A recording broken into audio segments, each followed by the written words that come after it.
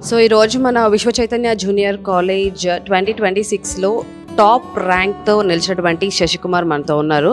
ఒక్కసారి తనతో మాట్లాడదాం. Hi Sasikumar. Hi, my name is Sasikumar. ఎలా ఉన్నావు? బాగున్నాను. సో ఎంత స్కోర్ చేసావు? ఎంతకి నేను టాప్ స్కోరర్ అనేది చెప్పాను, ర్యాంక్ చెప్పలేదు కాబట్టి నువ్వు చెప్పు, ఎంత స్కోర్ చేసావు 1000కి? 991 చేశాను. సో 991 స్కోర్ చేశాడు మన శశికుమార్. నీకు ఈ సెషన్ అంటే ఈ ఎడ్యుకేషన్ టైంలో కానీ లేకపోతే టెస్ట్లు పెట్టినప్పుడు కానీ ఏవైనా అసలు డిఫికల్ట్ అనిపించిందా? అండ్ ఇంత ఈజీగా 991 అవుట్ ఆఫ్ 1000 ఎలా స్కోర్ చేయగలిగావు?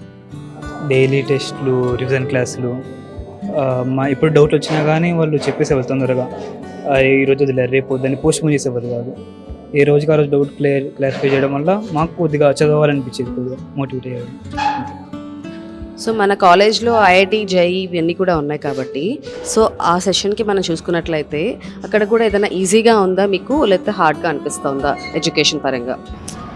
ఈజీ అంటే ఏముండదు, వాళ్ళు చెప్పిన క్లాసులు సరిగ్గా విని డిస్ట్రాక్ట్ అవ్వకుండా మనం మన సెల్ఫ్గా ప్రిపేర్ అయ్యి వాళ్ళని కూడా కొద్దిగా వాళ్ళకు ఇబ్బంది పెడతా డౌట్లతో ఉంటే it will be little bit easy. But కష్టపడితే ఎక్కడైనా కష్టపడాలి మనం. ఇట్ ఈస్ జేఈ కావచ్చు, ఎంసెట్ కావచ్చు, అయిపోయినా కానీ. సో అప్కమింగ్లో వచ్చే జూనియర్స్ ఎవరైతే ఉన్నారో వాళ్ళకి నువ్వు ఇచ్చే సజెషన్ ఏంటి? అంటే ఎందుకు మన కాలేజ్లోనే జాయిన్ అవ్వాలి అంటే ఏం చెప్తావు? చిల్డ్రన్స్కి అంత స్ట్రెస్ ఇవ్వదు.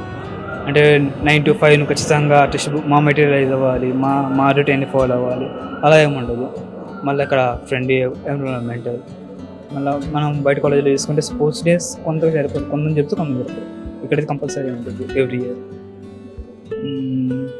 ఏదైనా కాలేజ్ మనం చూసేసేటప్పుడు అక్కడ స్టాఫ్ బాగున్నారా, అక్కడ ఎక్స్పీరియన్స్ స్టాఫ్ ఉందా, లేదంటే న్యూస్ పెట్టుకున్నారా అవన్నీ చూసుకోవాలి.